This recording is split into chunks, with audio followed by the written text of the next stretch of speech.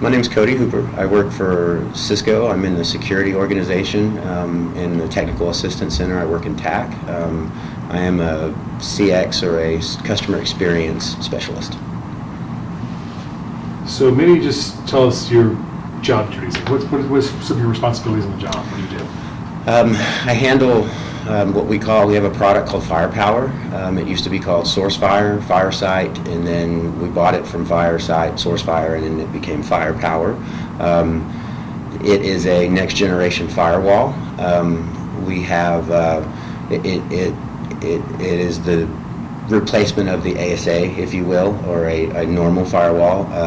The next generation, it goes all the way to the application layer instead of just the first 3 tuples. Now we handle 5, and it will basically, you can use it to say you've got employees that you want them to be able to visit Facebook, but you don't want them to upload pictures. I mean, it can get granular as we can just cut that off and stop it. But it's a part of our Cisco security suite. We have not only the next generation firewall, but we have a product called ICE, where it is basically the network traffic cop. It's what you program to when your user comes on. It integrates with AD, and it allows them specific places where they can go. We have Umbrella, OpenDNS. We have AMP for endpoints, AMP for networks. But what's unique about this all is that I'm a part of a piece of a whole solution, that we have intelligence that talks in the background, which is known as Talos, and it shares information between, so it forms a really robust security solution. And we have competitors that they do things well, but they only do certain things well. This is what differentiates us from the rest of the pack is, and then of course we're Cisco, so it integrates very easily with Cisco routers and switches and other network.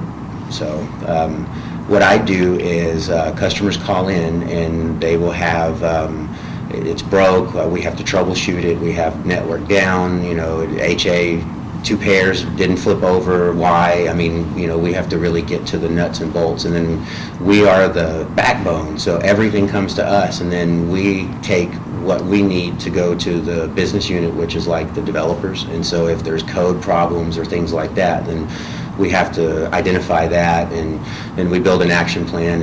And it's at the core of it, it's customer service, but it's customer service on these products. So the customers are usually large enterprises, would you say, for the most part? They could be anything from large enterprise customers to smaller customers. We get a lot of customers that just have a single 5506. Partners, they sell our product, and then Cisco sells directly, and so everything kind of dumps to us. We're really first day service and beyond, but we're moving towards a more model of proactive instead of reactive, and so the face of it's changing. We're once again evolving into the next generation of technical assistance for our customers. What would you say are the essential skills for the job you have now? Well, the technical ability is a must. Critical thinking is another. You need to be organized and have good troubleshooting methodology. But I think the most important is soft skills, people skills. Your customers want to be able to identify. They want to know you're on their side. They want to know that you have empathy for them.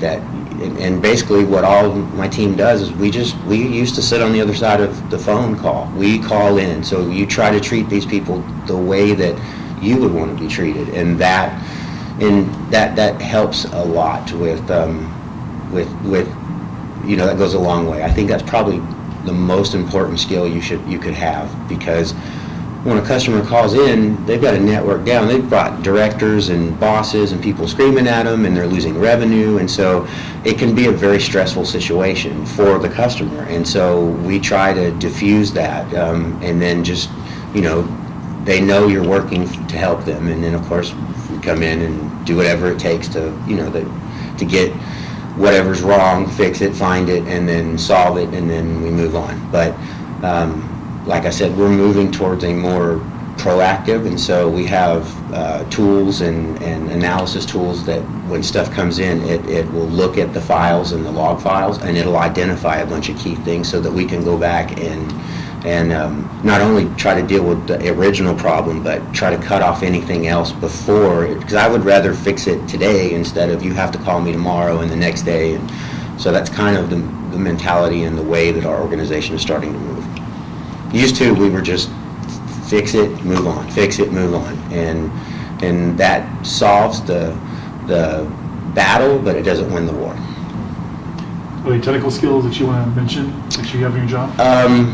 You know, of course, you want Cisco certs, any CCNA, you know, any kind of degree that would be geared towards, you know, security, or even it just not just my role. I mean, we do so many different things here: routing, switching, phones. I mean, so depending on what department you're in, then I would say the technical skills that would be more apt to that role. Like, you know, I did phones for years. I did UCCE and was in the high touch technical services department before I moved over to security. And so I went to College and I ended up getting a network convergence technology degree. And so that really helped me with the basis and the foundation. Of course, you build off of there, and the sky's the limit. It's how far you want to go. But I mean, and it's funny because here I am full circle 2 years later, I'm doing security now, and I'm looking at possibly coming back and doing something towards the security part, the role that I fulfill now. What was your first job in IT? Wow, my first job in IT, technically my first job in IT was Brinks Incorporated. I was a phone guy up until that point. That was back when I was going to school at College, and I was working on my Convergence degree. And I had a boss call me that I had worked for, contracted, and then I worked for Shared Technologies prior to Brinks, and then they hired me away from Shared to go to work at Brinks. So that was technically probably my first real technical job as far as IT related, because I did phones forever. You know, we did key systems, PBXs. That's still considered IT, but it's not really IT. You know what I mean? It's more. It was a segregated, separate network. It was just phones. VoIP was not in the picture. That's kind of the reason why I went back to school was because VoIP was coming in and you know, it was going to take over, and digital was dying. When I came into that industry, I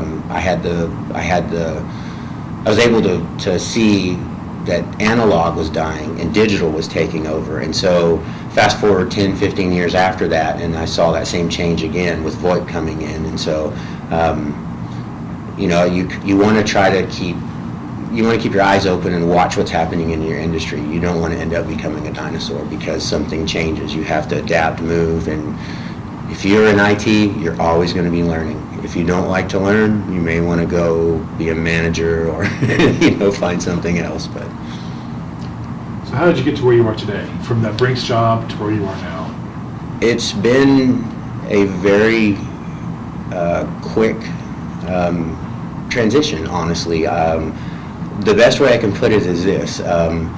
You know, I went to College. They offered CCNA 1, 2, 3, and 4, so I was really exposed to just CCNA. So I ended up springboarding off of that and going and getting the CCNA cert. Once I got that, then of course I had to keep it going. So I ended up getting CCNA Voice, CCNA Wireless. I'd worked for Brinks Incorporated, and they had a huge project that they were working on. And so we had 180 sites to change out from Nortel to Cisco. And so at that time, they brought in UCCE as well. So I learned the UCCE product on the admin side. Once that was getting to a close and the project was almost completed, I had a headhunter reach out to me, and she asked me, "Hey, would you be interested in working at Cisco?" And I said, "Well, sure. Who wouldn't?" And so she said, "The problem is I've never been able to place anybody in this group, so you'll be the first if it happens." And I thought, okay, that didn't give me much hope. I thought, well, let's give it a shot. So Went through, had 3 interviews, and the third one being an on-site interview here. It was 2 hours, and it was the most insane, grueling interview I'd ever been on in my life. They purposely tried to make me mad, get me off my game. I mean, they gave me a 400-page document and said, you got 1 week to study it. And so when I came in, there was a whiteboard in the room and 3 people, and they were like, draw what you know. And so I started drawing, and then they would just hammer you, and I didn't really understand what was going on. I just thought, oh my God, these people are so smart. I can walk out, I can, all these things go through your mind, and then I told myself, if you do that, they'll never let you come back. So just stick with it and keep going. Well, 2 hours went, and it was finished, and at the end of it, they said, thank you very much, and all stood up and walked out. And I thought, wow, I did that bad. Holy moly. So the boss that had hired me, who was my boss at the time, he came down, he was the hiring manager, and he said, I haven't talked to my team yet, but the good news is you made it the full 2 hours. And I looked at him and I said, what do you mean I made it the full 2 hours? He goes, oh, do you think we really cared about that 400-page document? Yes, we wanted to see effort, but did you notice they were ignoring you and trying to get under your skin? I said, yes, I did. He goes, there's a reason for that. I said, really? He goes, yeah, because these customers, when they call in, they don't call in and say, hey, buddy, old pal, how you doing? They're calling in, screaming, hollering. They're going to call you every name under the sun. They're going to be stressed. He said, so I'm going to tell you this one time. The mute button is your friend. You can say anything you want when you're on mute, but when you go off mute, you go back to that phone call and you're professional. Do you understand? I said, yes, sir. And so I basically left it as we were going down the elevator as, man, I'd really like this position. I'll do what it takes. And that was it. So I left, and I thought, yeah, I don't think that's, just knowing what the headhunter told me, she called me 15 minutes later and said, you got the job. So it was crazy. It was like feeling like a first-round draft pick for the NFL for nerds. That's the best way I can put it. So it was very interesting, but it's just been one thing after another. I stayed in HCTS. I was there for 2 years, and then the security job came up, firepower being a new product. The team was taking 7 cases a day. They were needing help really bad. We were organically growing a team here in Richardson, and so I said, I remember taking security in college with Barbara, and so I'm going to give it a shot, and I've never looked back. I enjoy it. At 41 years old, I made a career change, and the one thing I can say is I embrace change. Change is good, and if working for this company, change will always happen, and it's not a bad thing. Change equals growth, and growth is maturity and wisdom, and so that's kind of how I look at that. But it's been a really, I've been here almost 5 years, so I can't believe 5 years has already gone by, honestly. That's great. To you, what is the difference between technical skills and soft skills? Soft skills is being able to relate with people. It is being able to manage the situation in a very effective way, but you have to remember at the end of the day, there's a person sitting on the end of that chair and sitting on the end of that line. If you keep it personable, it's easier to deal, for me, it's easier to deal with. In other words, you have to remember that, put yourself in this person's shoes. Now, the technical stuff, it's important. You got to put in your time. You got to play with the product. You got to learn the product. But I will say this: you don't have to know everything. If you have good technical, or you have decent technical skills, good troubleshooting methodology, and great soft skills, you'll go far. You just need to know who does know the answer to that question. And so we specialize, each one of us, in a particular role. We try to become SME, and so I know who knows routing and switching so better than I do, because I can just get up and go talk to them. Because in this role, we lean on each other. It's almost like stick and move. You cover, when you're in a battle, it's almost like battle formation. We have an objective, we have a goal, and we cover each other. We watch out for each other because it's my work family. It's my coworkers, and so the difference. I don't know if other than the obvious of technical and soft skills. I really think that it is important to know both. If you are a very technical person, but you don't really do well with people, then go take some classes, go read some books, do whatever it takes to help develop you in a better way so that you do get better with your soft skills. Or if you have great soft skills but you're just kind of iffy on technical stuff, then build a lab. Take the time to play with it. Look at it. Get in, break it. Don't break a production. Try not to break a production network. Sometimes things happen, but don't be afraid to take chances. That's probably the best advice I can give any new person wanting to come into a role similar to this. Are there any soft skills you think are the most important, one or two that you think are really important, and why? Empathy is a very important. You want to make that person feel like you are there for them and you're on their side. That you've been in their shoes and that you understand what they're going through, because that goes a long way with people. You want to.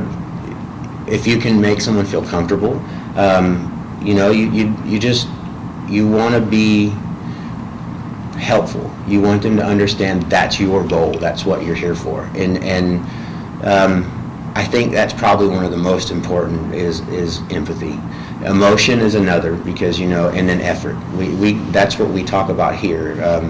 If you put the effort and the emotion and the empathy into your phone call, you have a static customer. They'll, lots of times they'll call or they'll write our boss, they'll write emails and say, I really enjoyed working with this person. I really, this person was good. He solved my problem quickly. We live and die with those comments. We absolutely, because the end goal is to not only make a happy customer, but you want them to talk to their friends, and I will say this, the number one thing that we hear from customers is the reason we choose Cisco is because of the technical service that we get. You're second to none. Nobody else offers it or does it anywhere near like you do. And I'm not just trying to toot our horn. We've got J.D. Power, there's facts that go behind that. There's a lot of, there's been a lot of smart minds that have been involved in the shape and the direction of where we're going and where we're heading in the future. In the last 6 months or so, what was your most challenging day on the job? Honestly, I would say probably 2.5 weeks ago. I had been on vacation and came in and there was a bug going around in the office, and so of course I caught it because we all work so close. Nothing worked that day. Nothing. My computer messed up. I spent 6 hours on the phone with IT trying to get it resolved, and I felt terrible. I had 102-degree temperature, so I have to say that was probably the worst day of my adult life. It was just because my patience were tested. A lot of things that you would normally take for granted. It just, you're dealing with somebody on the other phone, and to get through first level, is the computer plugged in? Is it turned on? And it's like, are you serious? I work in TAC. I handle multiple complex problems, and you're asking me, is this turned on? Yes, it's turned on. But it was pretty challenging. That was probably my worst day. What do you think students should know about the IT workspace, about the environment working in IT? Do you think they should know that they haven't learned yet? Always be ready to learn. Always be willing to learn. Be willing to take chances. That's the best advice I can give you, because when you stop learning, then you become stagnant. And when you get stagnant, you don't grow. And if there's no growth, then there's no... You can't move on to the next level and the next part of your career. Don't write off anything. And in other words, I'll give you an example. I came in to Cisco and I thought, I have no desire to be a manager. I don't want to manage people, because I was kind of being selfish. I was like, I just don't have to deal with 14, 15 other people's issues and my own. I totally limited myself, because one of my best assets that I have is I'm a people person. So why in God's name would I stop myself? So I say don't put limits on yourself. Don't be afraid to try it. You never know where it will lead. Always be ready for that journey. At the end of the day, like I said earlier, we're always learning. This stuff technology changes so fast, and if you don't stay up and with it, you can end up getting left behind. But if I can do it, you can do it. Are there any specific skills or practices you think would help someone get hired in IT they should be aware of? Certifications, if you're wanting to come to Cisco, of course, CCNA, CCNP, CCIE, chase those certs because they're respected in the industry. There's also CISSP. There's other things that aren't Cisco related that will really help you as well. And I'm just talking about security, but I mean in any of the facets of IT, there are like CompTIA, and there's just different things that those will really help you get your foot in the door. It really all boils down to you. How much drive do you have, and how bad do you want it? But when it comes to sending your resume out and there's 50 other resumes sitting in front of a hiring manager, if you have certifications and they can tell that you've put in time to further yourself and to help grow, then you have a better shot. They're going to put you and look at you. I mean, and then when it comes to when it comes to interview time, it's up to you to sell yourself. But you want to almost create a brand if you can, and try to sell that brand. At the end of the day, it's your brand. It's who you are. But school, study, and get your hands dirty. Labs, mess with it. I mean, that goes a long way. You don't want to just be a book smart person. Books are smart is good, but you want to be able to be also hands-on. I think a lot of hiring managers appreciate that a lot more. Critical thinking skills. Those are some of the things I can think of right off the top of my head. This is probably some overlap here, but any other advice you want to give to a current IT student who's in class right now watching this? Don't give up. I'm gonna share a story with you. Every technical engineer that comes to Cisco, it's a unique environment here. You're not given a handbook that says step 1, step 2, step 3. What they do is they want you to come in.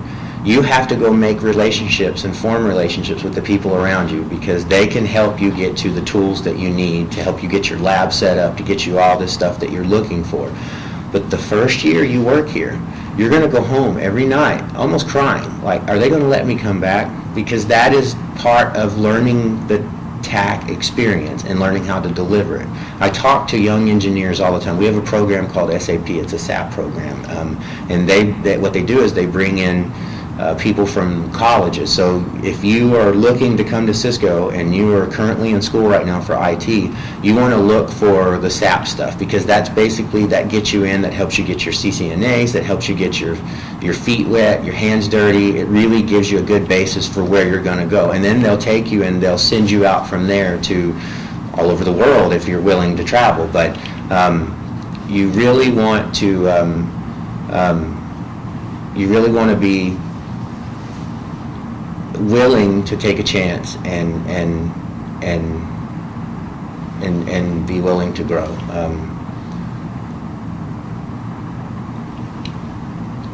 How has your career in IT been different than what you may have expected it to be when you first started? And I didn't know what to expect. It's been amazing, but it has to do with where I work. I've worked at other places and they were okay, but there's never been a company like Cisco, and I never imagined that it would be so fulfilling.